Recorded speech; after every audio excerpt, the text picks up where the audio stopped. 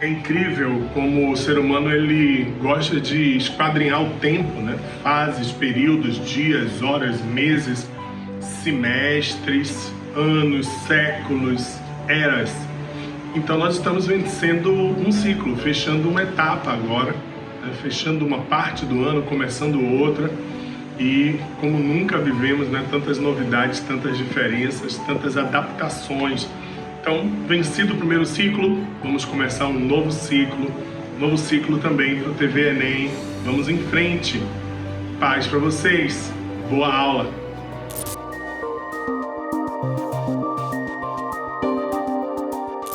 Fala galera da TV Enem, tudo bem com vocês? Professor Jarbas de Jesus aqui com vocês mais uma vez. Hoje nós vamos bater um papo, né, sobre um importante tema.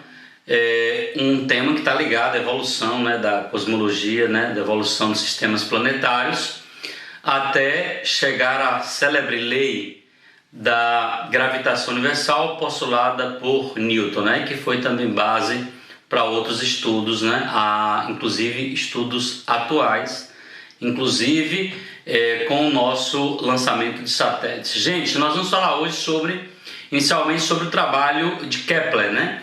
É um trabalho importante, mas quero também te lembrar que esse trabalho é entre vários trabalhos sobre a evolução dos sistemas planetários. Vale a pena dar uma lida também nos outros trabalhos, mas a gente vai focar aqui na contribuição de Kepler a partir dos trabalhos de Tito, né? E até a enunciação da lei da gravitação universal. Então, são três leis importantes associadas ao trabalho do Kepler, né? Primeira lei, segunda lei, terceira lei. Houve, na verdade, né? Constatação a partir dos estudos dele de uma quarta lei, mas essa quarta lei ela não está muito bem delimitada e, portanto, as três leis são bem claras e cobradas, inclusive também no próprio Exame Nacional do Ensino Médio, que é o grande foco nosso aqui. Então vamos lá, gente. Primeira parte aqui eu vou falar das leis de Kepler. Então a primeira coisa, alguns aspectos que são gerais, não? Então a primeira coisa as leis de Kepler foram leis descritivas. Isso é importante, né? Porque se você olhar do ponto de vista cronológico, Kepler é um antecessor de Galileu e de Newton, então bastante tempo antes, né? Inclusive da própria descoberta da aceleração gravitacional, do conceito de gravidade. Então isso é uma coisa importante. Então o trabalho de Tito, né, barra Kepler, porque o Kepler dá seguimento aos debates feitos por Tito, né? E esse debate fundamentalmente é um debate voltado para descrever os movimentos planetários, né? E nós temos, portanto, nesse contexto histórico, a consolidação de um modelo heliocêntrico, e o Tito e o Kepler, os trabalhos desses cientistas contribuíram ainda mais para consolidar. Então, primeiro aspecto importante foi um trabalho descritivo, buscou fazer uma análise matemática do movimento planetário. Então, aspectos como órbita, tipo de órbita, período, né? Definição de estações também. Então, a partir correlacionar a posição dos planetas no céu com outros fenômenos observáveis, né? Então, foi um trabalho puramente descritivo, né? E, sobretudo, por conta da presença de planetas próximos. Vale ressaltar também que, nesse contexto histórico, o planeta Marte ele tem um papel importante, pelo fato que podia ser visto a olho nu durante boa parte, né, do período terrestre aqui durante o ano, né? Então ele foi realmente, digamos assim, uma vedete para as para a enunciação das leis de Kepler, né? Construção dessas leis. Não há análise dinâmica, isso é importantíssimo salientar aqui, não há análise dinâmica, não há conhecimento sobre a atuação da gravidade. Isso é inclusive algo mais tardio, voltado para o trabalho de Galileu, né? E buscou o estudo das trajetórias dos planetas próximos, incluindo aí o planeta Marte, que sem dúvida teve um papel importante. E aí, finalmente, nós temos as 3 leis básicas, né? A primeira lei define o tipo de órbita efetuada pelos planetas, são órbitas elípticas. O Sol agora ocupa um dos focos dessa elipse, né? E a gente define 2 pontos aí importantes, né? O afélio e o periélio, né? Que são os pontos, o afélio, o ponto mais afastado, e o periélio, ponto mais próximo. A gente vai perceber que o planeta agora descreve essas órbitas elípticas com velocidades que não são mais constantes, né? A e B aqui servirão para definir o semi-eixo orbital, o raio orbital do planeta durante o seu trajeto, né? Então, essa lei é importante. Então, agora os planetas executam órbitas do tipo elíptica. Segunda lei, o raio vetor orbital do planeta desloca áreas iguais em tempos iguais. Essa é uma lei importante porque ela valida uma questão importante cinemática, a qual? De que o planeta não percorre toda a sua órbita com a mesma velocidade, né? Então, se o planeta percorreu isso aqui, né, nessa primeira parte da área 1 ou na área 2 no mesmo tempo, né, só que os arcos dessas áreas são arcos distintos, mas estão sendo percorridos no mesmo tempo. Se isso é verdade, então significa dizer que o planeta necessariamente vai estar mais rápido aqui na região próxima ao Sol, né? No periélio. Isso é importante, inclusive é verificado também na terceira lei, a terceira lei de Kepler. Então, a primeira lei e a segunda lei traz esse aspecto importante, de que dependendo da época em que ele é observado, a velocidade está maior ou menor, de acordo com as posições ocupadas dentro dessa elipse que agora descrevem, que são descritas, né, as órbitas aí planetárias. Então, a área é igual, os tempos são iguais, mas os arcos que formam essas duas áreas não são iguais. Então, o planeta está percorrendo arcos distintos no mesmo tempo. Então, a velocidade será maior para o arco que é maior. Então, o planeta vai estar mais rápido aqui, próximo ao Sol. A terceira lei, ela é importante salientar, inclusive pelo fato de que essa terceira lei foi comprovada através do trabalho de Newton, né? Então, Newton, essa constante que aparece aqui, né? E se a gente olhar para a terceira lei, que diz o seguinte: existe uma constante, né, entre o quadrado do período e o cubo do raio médio orbital que o planeta descreve aí no seu movimento elíptico. E aí essa constante aqui, esse K que aparece aqui, é uma constante que a partir do trabalho de Newton verificou-se que é uma constante que depende da massa do corpo que está dentro dessa órbita. E nesse caso, essa massa seria a massa solar, uma massa grande, inclusive relacionada com a própria massa do planeta. Então, isso foi verificado e mostra também essa terceira lei, através do trabalho de Newton, que as leis de Kepler estão comprovadas, né? A teoria de Newton não refuta, pelo contrário, comprova as leis keplerianas. Então, está aqui, e aí a gente mostra que a partir do crescimento do raio, né, essa velocidade ela fica menor, se a gente compara duas órbitas planetárias.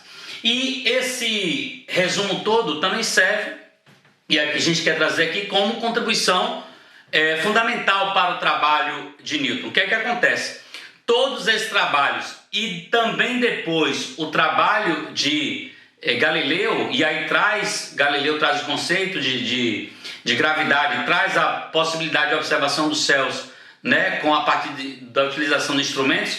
Isso serve para que Newton absorva todo esse conhecimento e possa criar uma teoria geral, uma lei geral para tanto descrever os movimentos quanto falar da dinâmica dos corpos celestes. Essa lei é a lei de gravitação universal. É uma lei extremamente importante e que traz principalmente aí o conceito de gravidade e o conceito de força gravitacional. O conceito de força gravitacional entre massas, né, é uma das construções aí, teóricas mais importantes da dinâmica celestial, colocada aqui no formato dessa lei. Então eu considero duas massas, uma massa grande, que é uma massa pequena, apenas a título de observação matemática.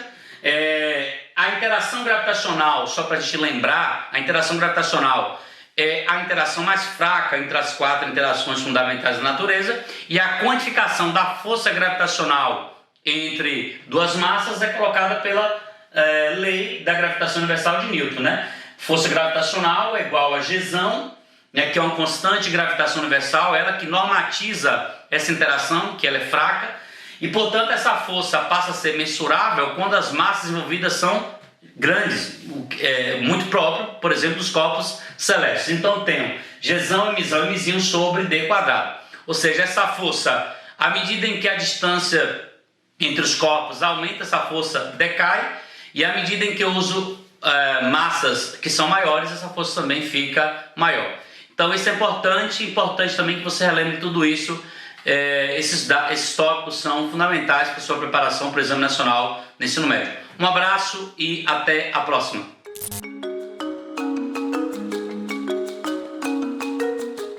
Olá, meus amigos e amigas. Hoje nós vamos falar sobre a segunda fase do modernismo, a geração de 30. A fase que vai de 1930 a 1945. É o romance de 30, a prosa que se produz nessa fase ganhou o nome de romance de 30. E nós temos aí 3 grandes escritores. Tem outros também, mas os 3 mais cobrados em vestibular são Graciliano Ramos, Jorge Amado e José Lins do Rego. Jorge Amado e José Lins do Rego têm alguma coisa em comum. Ambos falam sobre o coronelismo do Nordeste, naquele período histórico. Jorge Amado fala do coronel do cacau, no sul da Bahia. José Lins do Rego fala do coronel do açúcar, das fazendas de cana-de-açúcar no Nordeste. Há uma diferença de análise, por conta da história de cada um deles. O José Lins do Rego foi neto de latifundiários. Passou a infância em fazendas de cana-de-açúcar. Então ele tem uma tendência a aliviar um pouco a crítica que ele faz ao coronel. É lógico que ele coloca o coronel como um autoritário, um ditador. É lógico que ele tem que falar do conflito de classes sociais. Mas ele mostra o coronel com 2 lados. Aquele coronel paizão que ajuda a comunidade da sua fazenda do jeito que pode. E o lado ditador, né? O fato é que ele não pega pesado na crítica. Jorge Amado é um pouco diferente, porque a família de Jorge Amado tem outro histórico.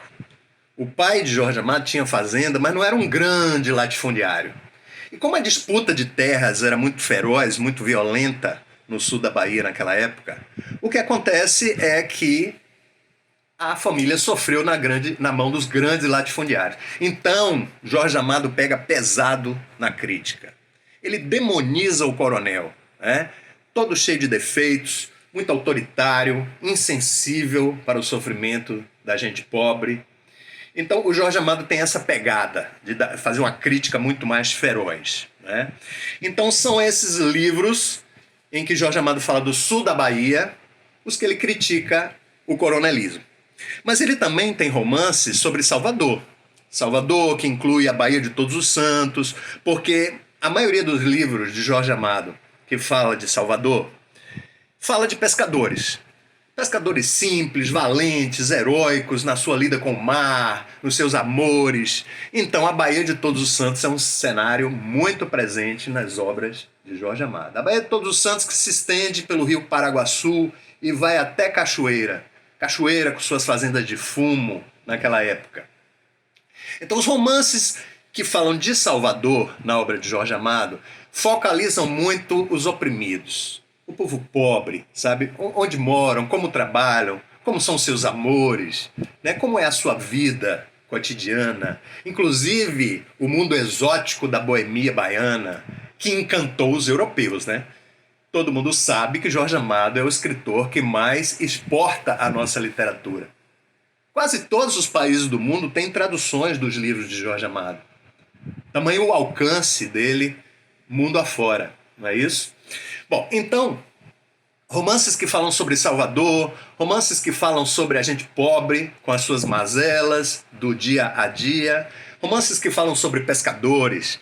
Se vocês tiverem acesso aos livros Capitães da Areia, que fala sobre os meninos de rua da década de 30 em Salvador, se vocês tiverem acesso ao livro Mar Morto, que fala sobre um grande pescador valente com seu amor por uma filha de família burguesa, e aí tem um certo impedimento amoroso, né, por ele ser pobre e pescador, e ela ser de uma família burguesa. É um livro, o Mar Morto é um livro que fala muito sobre a lenda de Iemanjá, fala muito sobre as religiões africanas. E nós temos também Jubiabá. Jubiabá é um excelente livro, aliás, é o primeiro romance brasileiro onde aparece um herói negro. O Balduíno, que é o personagem central do livro Jubiabá, é um grande herói da história. Então, pela primeira vez, um protagonista, um herói representando os negros, representando a cultura negra de Salvador, né? Então, Jorge Amado aborda muito esses temas das religiões africanas, da vida dos pescadores, da vida das comunidades pobres, e mostrando sempre o sofrimento dessa gente.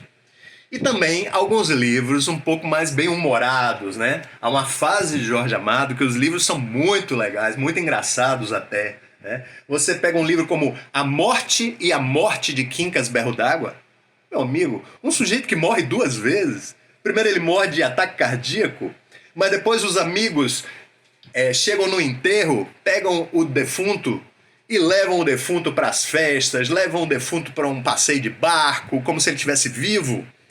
E aí nesse passeio de barco ele cai no mar, e aí seria a definitiva morte do Quincas Berro d'Água. O Quincas Berro d'Água é um grande boêmio de Salvador, entendeu? Então é um livro muito interessante, muito engraçado. A Morte e a Morte de Quincas Berro d'Água. Se puderem, deem uma olhada nesse livro. Muito interessante, não é? Então, Jorge Amado tem uma quantidade enorme de romances. Era uma produção fantástica. Era, né, a cada ano ou a cada 2 anos, um livro novo. Bom, então, o terceiro escritor que eu comentei com vocês, o Graciliano Ramos, é um sujeito um pouco diferente, porque ele explora mais a análise psicológica dos seus personagens. Ele entra mais dentro da cabeça, dos dramas interiores dos seus personagens, né? Então ele mostra pra gente uma relação de conflito de classes. Se você pegar um dos melhores livros dele, que é Vidas Secas, você vai ver a vida de um sertanejo, a vida de um sujeito que vive na caatinga, sabe, sem nada, absolutamente nada, não possui nada, ele é o vaqueiro na fazenda dos outros, entendeu? E a gente vê ali um livro extremamente objetivo, uma literatura, uma linguagem extremamente objetiva. É aquela linguagem direta, crua. Então é uma linguagem seca como o ambiente que retrata. O personagem central, que é o Fabiano, ele tem os cabelos vermelhos como a cor da terra no sertão. Ele tem os olhos azuis como a cor do céu no sertão. Ele tem a pele dura e rachada como o chão do sertão. Então o Fabiano é um verdadeiro mimetismo da paisagem. Então o Fabiano com a sua família, a sua esposa, os seus filhos e a cachorra-baleia. A cachorra-baleia é uma peça fundamental no livro Vidas Secas, né? É uma cachorra que é humanizada. Olha que coisa interessante no livro Vidas Secas. As pessoas são animalizadas. São mostradas como praticamente animais. E a cachorra-baleia é humanizada.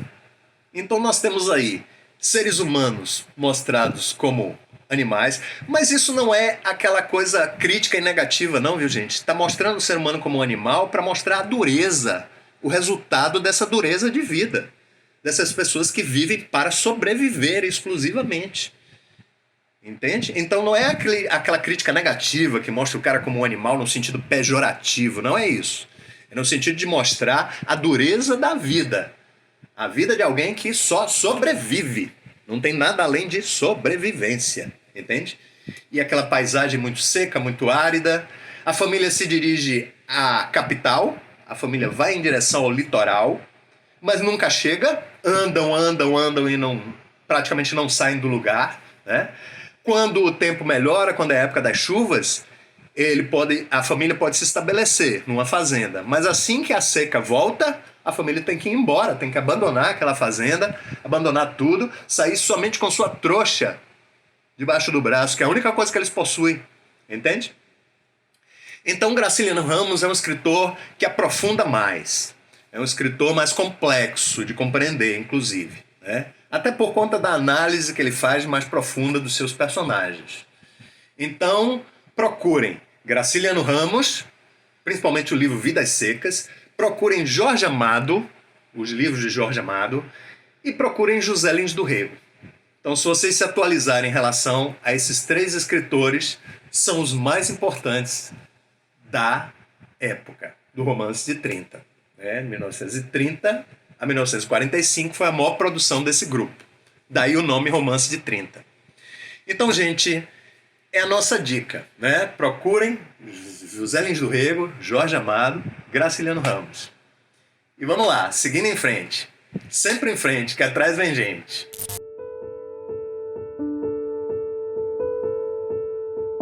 E aí, galera, beleza? Anota aí as 3 dicas ou estratégias do Mindfulness para poder ajudar você que está aí me assistindo a se concentrar melhor nos estudos, a ter mais foco.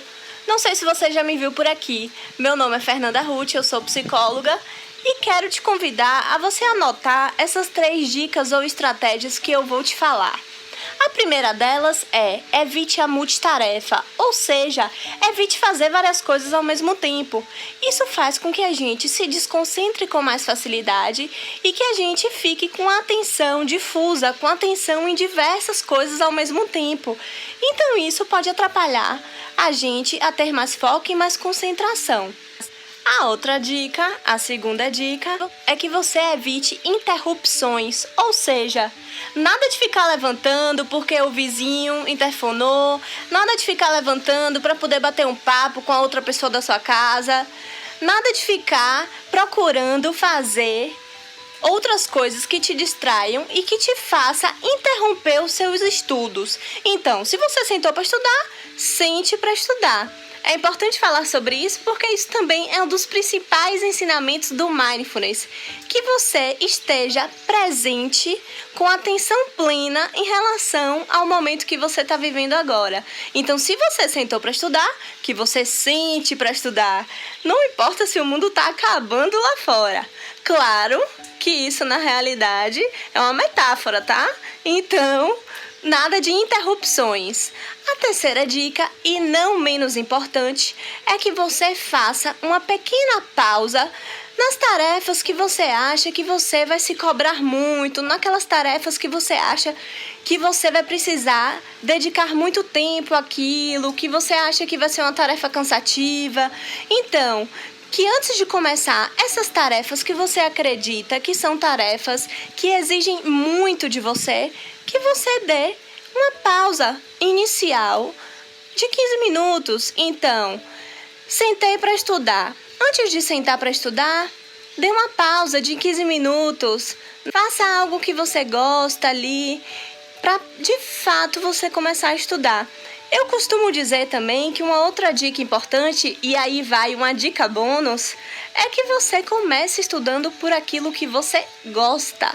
Porque se você começa a estudar por algo que você detesta, é muito mais difícil que você consiga ter foco e concentração logo de cara. Então eu espero que eu possa ter te ajudado com essas dicas. Um beijo e até a próxima!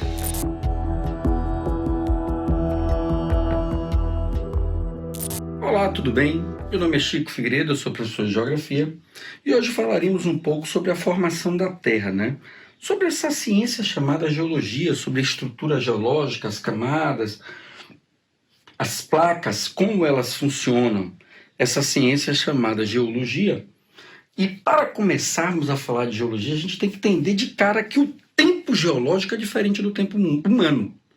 Por exemplo, quando eu penso em eons, era, períodos, épocas, só para vocês terem ideia, o homem só aparece no período quaternário.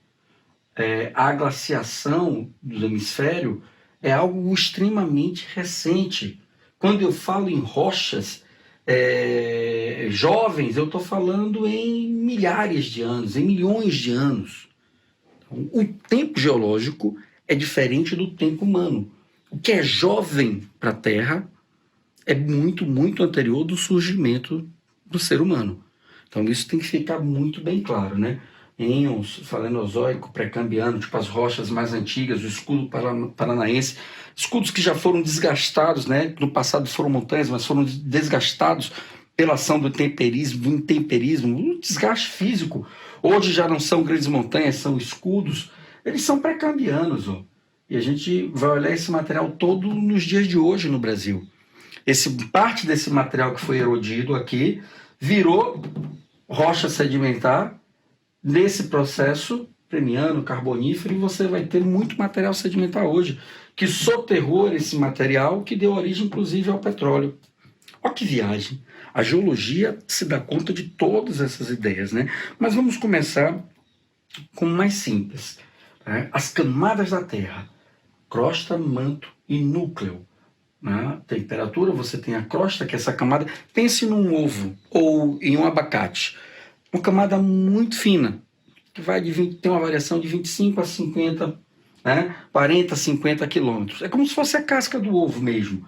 Eu tenho o manto inferior, o manto superior, e eu tenho o núcleo da Terra. Chicão, tudo que nós estamos botando consciência. Tudo que nós estamos falando, claro que são teorias. E todas as teorias, elas são postas em xeque sempre.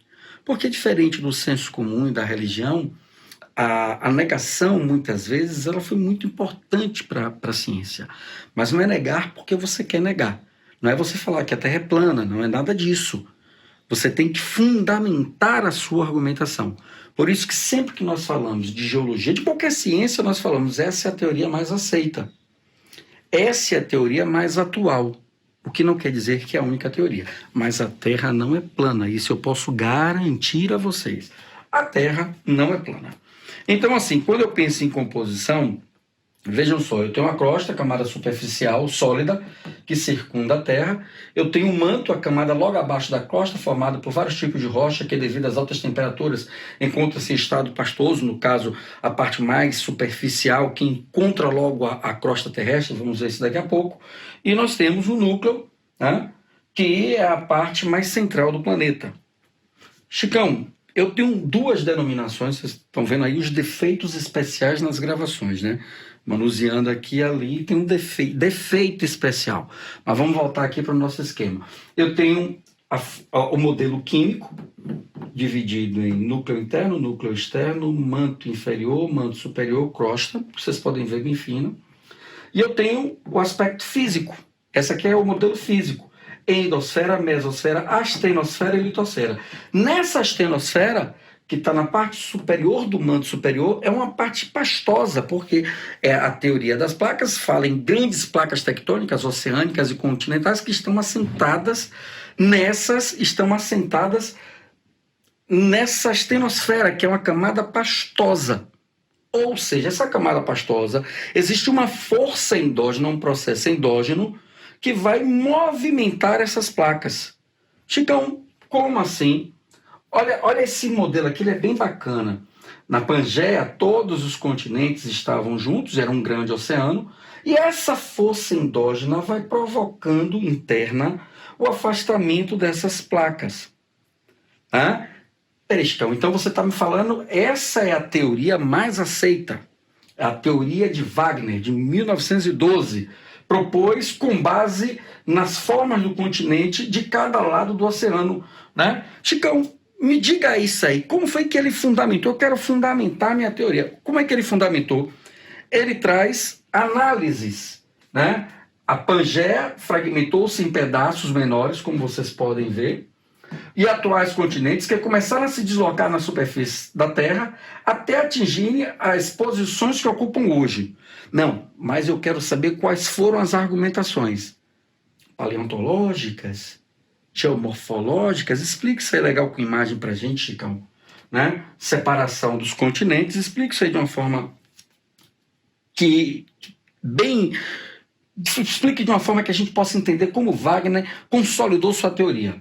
Ele traz argumentos morfológicos, morfologia vem de forma. Geológico vem de rocha, composição de rocha. Paleontológico, digamos que fósseis. Paleoclimáticos, resultados da construção química ao longo do processo histórico. Morfológico, se você pegar todos os continentes, eles formam como se fosse um quebra-cabeça, gente. Essa é uma das muitas formas que Wagner consolidou a sua teoria. Você monta o quebra-cabeça. Você vai ver também que quando ele traz a questão, né? Quando ele traz a questão aqui morfológica, já falamos. Quando ele traz a questão paleontológica, animais que eram terrestres, só para vocês terem ideia, eles encontraram, né, nos 2 continentes os fósseis. Isso aqui é o argumento paleontológico. Ele encontra o mesmo animal aqui e aqui. Só que eram animais que eram terrestres, eles não teriam atravessado os oceanos. A gente está falando em milhões e milhões de anos. Esses são registros históricos que consolidam a argumentação de Wagner. Se você pegar na questão também paleoclimática, você vê, ou geológica, a mesma rocha que está nessa região aqui histórica do Brasil, você vai ter na África. Mas na mesma posição, como se fosse o quebra-cabeça. Então esse é um argumento geológico, a forma que essas rochas se comportaram nesse processo de deslocamento paleoclimáticos, que são as relações com o clima, dentro das denúncias históricas. Então a teoria de Wagner é a teoria mais aceita, a teoria das placas tectônicas em relação à Terra como nós entendemos, né? A teoria de Wagner é dividida em placas litosféricas, já falamos. A litosfera, a astenosfera, que é aquela camada pastosa sob o ponto de vista do modelo físico, onde as placas tectônicas estão assentadas. Chicão, essas forças internas, isso aqui, ó, só para vocês terem ideia, nós temos a África, nós temos a América do Sul. Existe essa força e essa força. Elas estão convergindo ou divergindo? Divergindo. Quando isso acontece, esse material magmático é expelido. Quando esse material vai saindo, ele vai resfriando e o oceano vai adentrando, porque esse processo está afastando. Existem processos de subducção, que é a sobreposição, fendas e rifts. Não é isso? Olha aqui, pós-subducção, aqui a placa de Nazca, a placa sul-americana, eles estão convergindo. Uma placa sobrepondo a outra, subducção. Aqui, dorsal mesoceânica, que o Enem já cobrou, você tem a placa sul-americana, você tem a placa africana, eles estão divergindo. Mas quando eles estão divergindo, a astenosfera, o magma, sai. Quando o magma sai, ele resfria e faz o que você entende como assoalho marinho. Aí vocês têm o surgimento do Oceano Atlântico, dos oceanos como um todo, Pacífico, Índico. Entre Nazca e América do Sul eu tenho convergência. Você vê, entre a América do Sul e a África eu tenho divergentes. Pronto, essa indo em direção a norte, noroeste, essa indo em direção a oeste. Elas estão transformando. Poxa, então eu tenho subducção, eu tenho fendas, eu tenho rifts. Rifts, transformantes, subducção, sobreposição, fendas, afastamentos. Então, mais uma vez para a gente terminar. Placas convergentes, quando as placas convergem, uma delas mergulha sobre a outra. Imagine os terremotos. Placas divergentes, elas vão uma afastando da outra. Placas transformantes, elas vão como se estivessem roçando uma na outra. Oceano Pacífico, você vê placas, né, divergentes, placas convergentes, olha o surgimento da Cordilheira dos Andes, placas divergentes, placas transformantes, uma roçando na outra, digamos que assim, a força, né, de convergência, força de divergência, força de convergência. Bom, meus amores, Terminamos aqui essa nossa aula, né? Mais uma imagem bacana aí de subducção. E torço e desejo por todo o sucesso de vocês. Em breve estaremos juntos de novo, tá bom? Um fraterno beijo.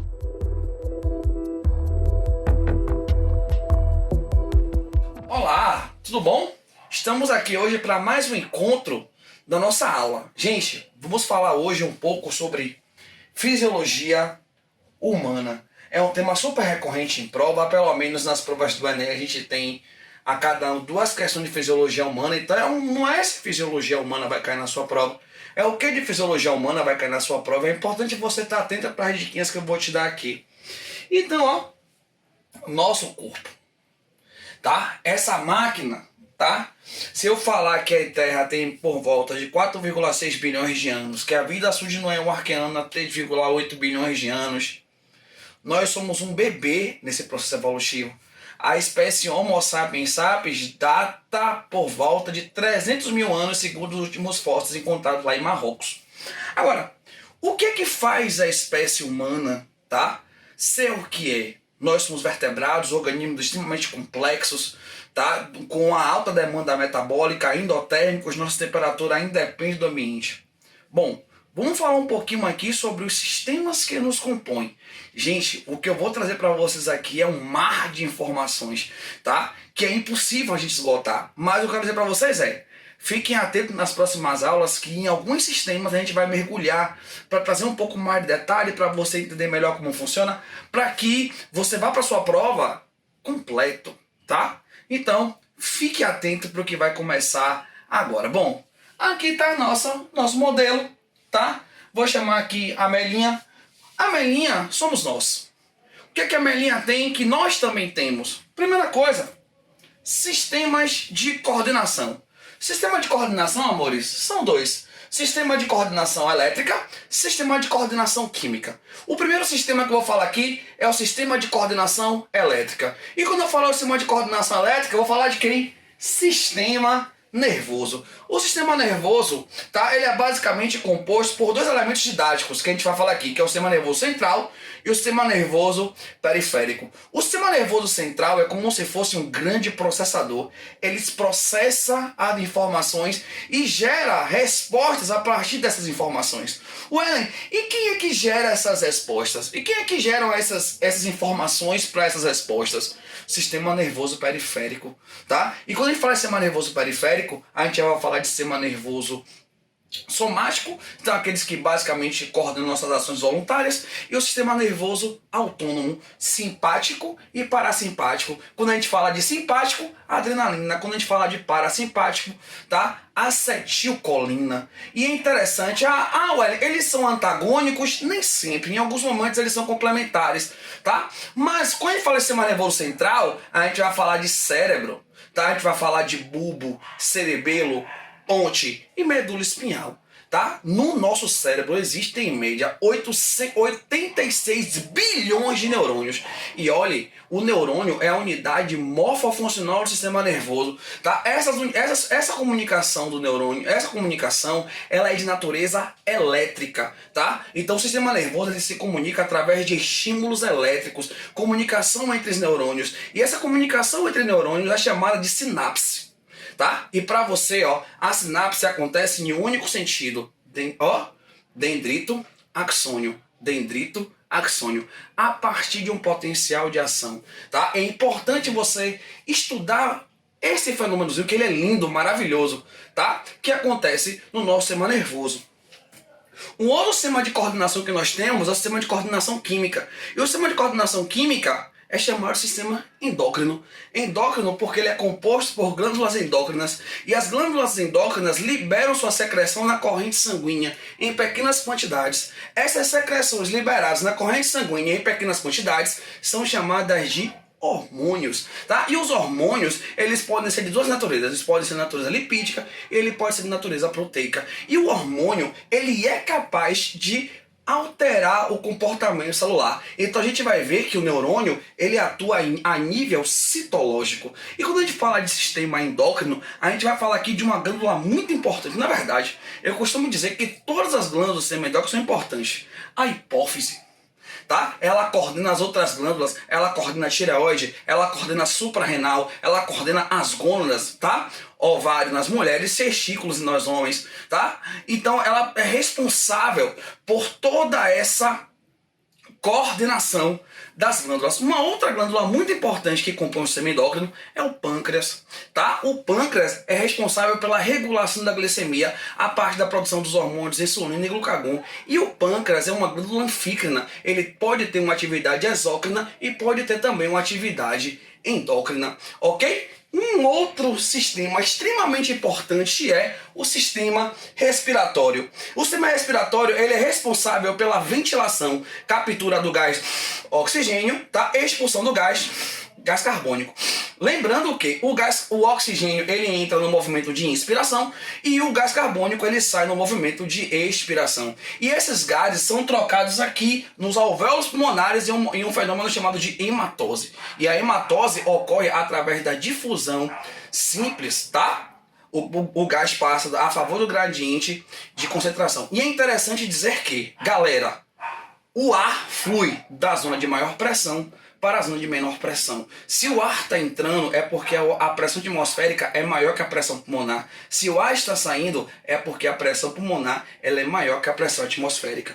Um outro sistema fundamental, sistema circulatório, que é composto pelo sistema circulatório cardiovascular e o sistema circulatório linfático. O sistema circulatório como um todo ele é mediado por uma bomba tetracavitária oca chamada de coração. E o nosso coração ele tem 2 átrios e 2 ventrículos. Lembrando que o átrio, tá? Ele recebe o sangue, enquanto o ventrículo bombeia sangue naquele movimento de sístole, diástole, sístole, diástole. E esse sangue ele sai por dentro de vasos, tá? Os vasos que saem do coração são os vasos arteriais. Os vasos que chegam ao coração são os vasos venosos. Cuidado, artéria é reservatório de pressão, veia reservatório de oxigênio. A veia não é pobre em oxigênio, cuidado com isso, tá? E é importante falar aqui, ó, do composto que tá lá, o fluido. Que fluido é esse? O sangue. Transporta gás, transporta nutriente, transporta hormônio, transporta excreta. O sangue é um elemento fundamental no sistema circulatório. É bom estudar o sangue, é bom estudar as hemácias, é bom estudar os leucócitos, é bom estudar as plaquetas, tá? Entender o que é uma plaqueta, como funciona a coagulação,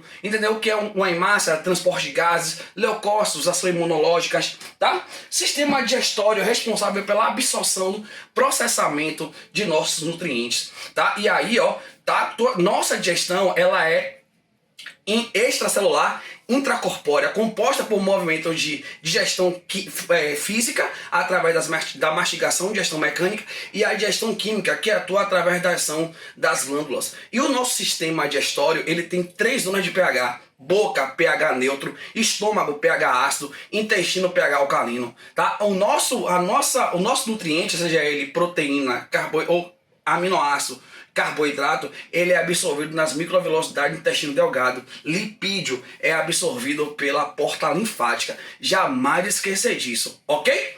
Um outro hormônio muito importante, ó, sistema urinário. Sistema urinário, osmorregulação, controle hídrico, liberação de excretas, tá? E lembrar que aqui ocorre a excreção da urina, tá? E na nossa urina existe a ureia. E a ureia não é produzida no sistema, não é produzida no rim.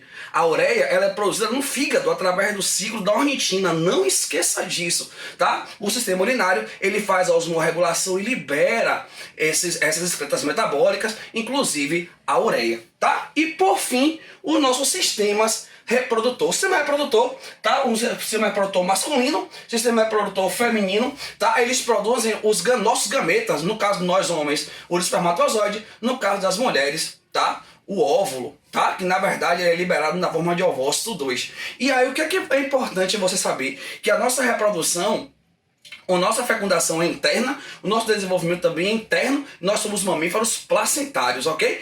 Tá? Em nós, a gestação dura em média 9 meses. Existe uma outra diversidade de sistemas que vocês precisam saber, como o sistema ósseo, que ele protege órgãos internos, sustenta, tá? Promove locomoção, produz células sanguíneas, tá? As células sanguíneas, como células hemácia e células do sistema imune, tá? É importante você dar uma estudada nessa diversidade de sistemas que nós temos, que é muito bonito e muito legal.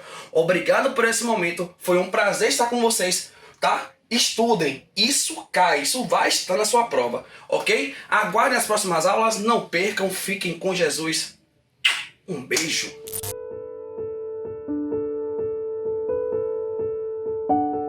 Enenzeiro, Enenzeira, tudo bem com você? A gente tá juntinho aqui de novo para falar de uma coisa muito bacana.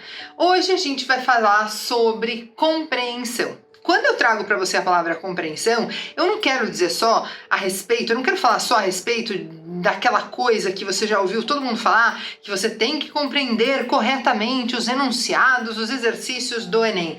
Não, isso aí você já sabe. Eu vim trazer para você uma outra contribuição. Eu quero que você comece a pensar a respeito da compreensão pessoal. Você se compreende? Você já compreendeu quem é você, do que você precisa, quais são as suas necessidades básicas? Você precisa compreender isso. Quando você conseguir fazer um mapa de tudo isso, vai ficar tudo muito mais fácil. Até compreender aquele exercício do Enem vai ser muito mais tranquilo. Igual, vamos usar os exercícios do Enem, os enunciados, como metáfora. Para você entender bem um enunciado, você já deve ter ouvido que é bacana você pegar esse enunciado e grifar a palavrinha-chave, não é verdade?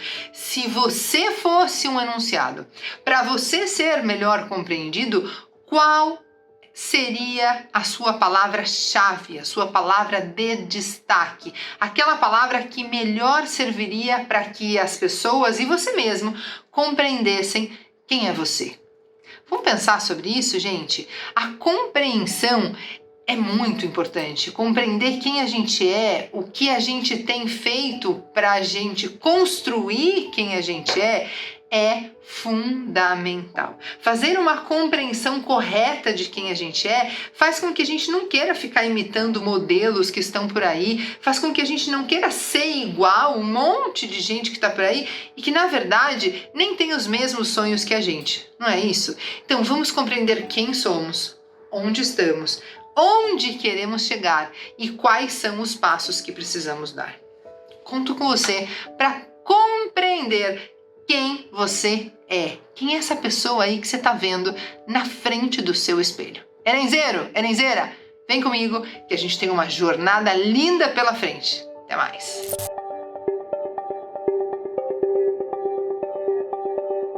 Olá, seja bem-vindo à TV Enem. Meu nome é Lívia Aragão, sou professora de redação.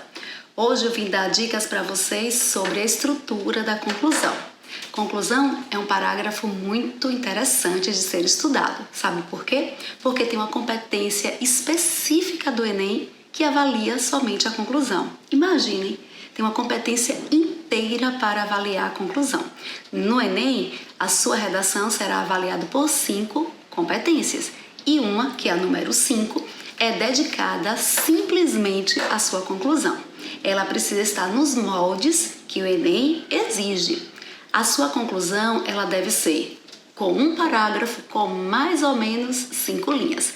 Mais ou menos significa que pode ser um pouquinho menos, com 4 linhas, ou um pouquinho mais, com até 7 linhas. A conclusão, você precisa fazer intervenção social para um problema. Nós sabemos que sua redação, para ela ser muito bem escrita, você precisa fazer um rascunho, você precisa fazer um mapa, você precisa fazer um projeto de texto, uma projeção textual. Então, para você fazer a conclusão, para você fazer uma intervenção social, para você resolver o problema na sua redação, precisa estar o problema. Então, qual é o problema? O problema vai estar na introdução. Logo de cara, na sua introdução, você coloca o problema, você vai colocar, além disso, os argumentos. No desenvolvimento, você vai explicar, você vai reforçar os seus argumentos, você vai defender, você vai mostrar que você tem um repertório sociocultural. E na conclusão, você precisa solucionar esse problema.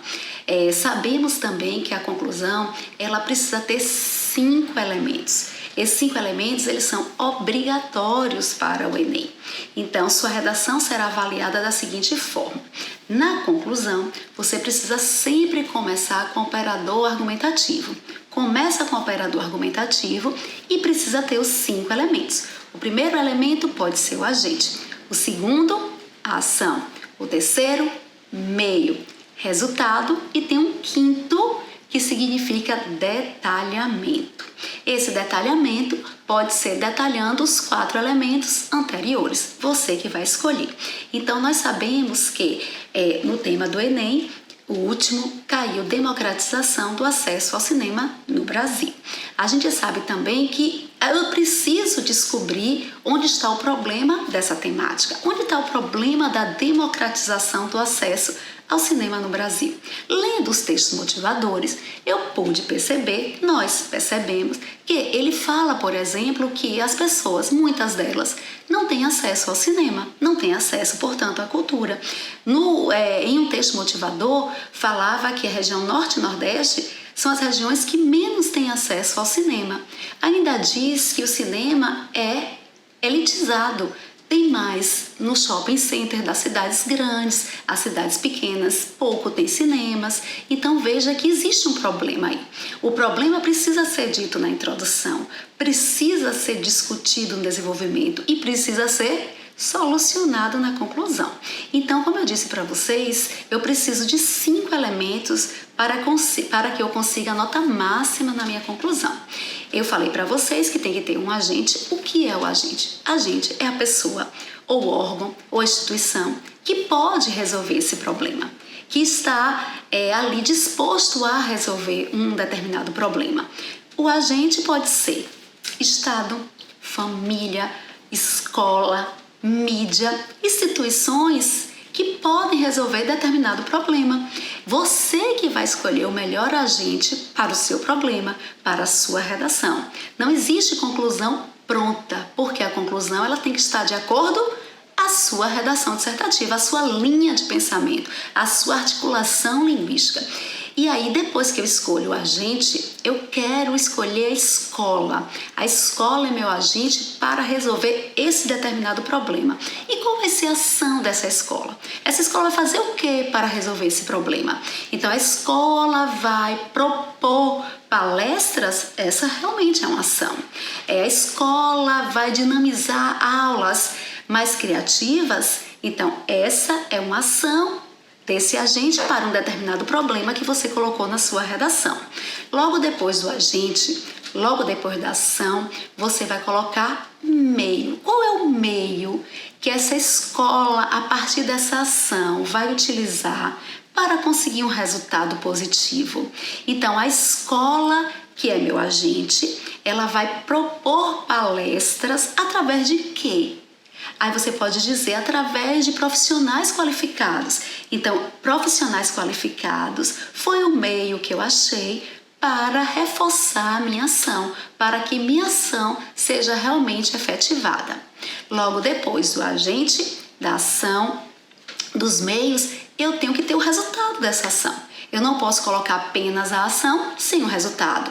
Para que significa que eu já vou dar um resultado para essa ação desse agente que é a escola. E ainda tem um quinto elemento. O quinto elemento é o detalhamento. O detalhamento significa, sabe o quê? Ampliação, exemplos, justificativas, que pode ser do agente, da ação, dos meios ou do resultado. É você que escolhe o que você vai detalhar. Dando esse exemplo, a escola. Eu posso detalhar a minha escola. Eu posso dizer que a escola é formadora de cidadão conscientes e transformadores do meio social. Então, isso que eu falei foi detalhamento do meu agente, que agora eu escolhi, que era escola, podendo ser qualquer outro que você que vai escolher. Não, eu quero detalhar então a ação. Não tem problema, você detalha a ação, é só você ampliar essa ação de fomentar palestras. Como seria fomentar palestras? É só você ampliar essa fomentação de palestras que você detalha a ação. Se você quiser detalhar os meios, também pode. Nesse meu exemplo, eu coloquei por meio de profissionais qualificados. Você pode dizer que são profissionais com pós-graduação, doutorado, mestrado, que também é um detalhamento do meio. Eu quero detalhar agora o resultado. Depois que eu termino o resultado, eu posso ampliar, puxar mais esse resultado, reforçar esse resultado, que também pode ser detalhamento de resultado. Então, são 5 elementos. obrigatórios, viu, gente? Para que você coloque na sua conclusão. Se você quiser colocar 2 agentes, também pode, 2 ações também pode, mas o que conta é que você coloque pelo menos os 5 elementos de uma determinada ação. Então, colocando 5 elementos, você já pode fechar essa competência, ok? Não ficou fácil? Agora eu trouxe para vocês exemplos de conclusão. Vamos ler? Acompanhe a leitura, por favor. Essa conclusão, ela começou com o operador argumentativo e a gente precisa começar com o operador argumentativo, não esqueçam disso, ok? Porque vale para a competência 4 do Enem. Então eu vou ler para vocês aqui a conclusão. Portanto, perante as premissas supracitadas, é fulcral que o governo crie mais ações afirmativas por meio de políticas públicas a fim de corrigir desigualdades presentes na sociedade e acumuladas ao longo dos anos. Assim, reforçando as ideias de Macota Waldina, o legado de dor dos negros não pode ser simplificado. Sobretudo, precisa ser responsabilidade de todos no objetivo de consolidar a democracia racial. Veja que nesse exemplo ele começou com um operador argumentativo, portanto, colocou o agente, que nesse caso aqui é o governo. A ação seria crie mais ações afirmativas. O meio já está bem claro porque foi utilizado por meio de políticas públicas. E o resultado é o finalzinho desse período, a fim de corrigir desigualdades presentes na sociedade e acumuladas ao longo dos anos. O detalhamento foi o detalhamento do resultado. Veja que está mais alongado esse resultado. Assim, reforçando as ideias de Macota Waldina, o legado de dor dos negros não pode ser simplificado. Sobretudo, precisa ser responsabilidade de todos no objetivo de consolidar a democracia racial. Então, optou-se por detalhar o resultado, mas você faz a opção daquilo que você desejar. Qualquer um, se você detalhar o agente, o meio, a ação, você acerta em cheio. Então, você que vai escolher o que você vai detalhar. Tenho mais um exemplo, acompanha aí a leitura de mais uma conclusão para vocês terem certeza de como fazer uma conclusão e fechar essa competência. Desse modo, operador argumentativo, é dever da escola garantir o exercício dos direitos humanos por meio de aulas dialogadas em relação à cultura machista, a fim de modificar a opressão que existe odiernamente. Assim, rechaçando a ideia de Vinícius de Moraes, a mulher pode sim agir em diferentes esferas sociais, independente da sua formação estética.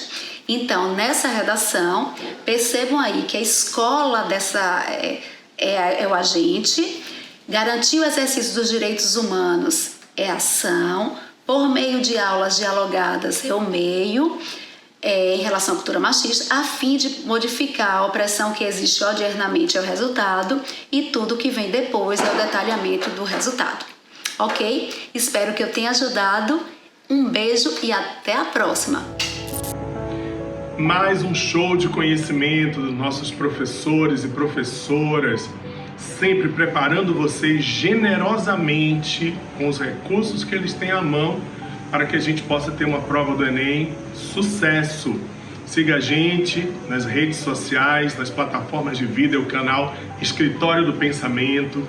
Olhe lá, TV a cabo, TV aberta, nos canais de TV aberta, do TV a cabo e na nossa plataforma tvenem.com.br.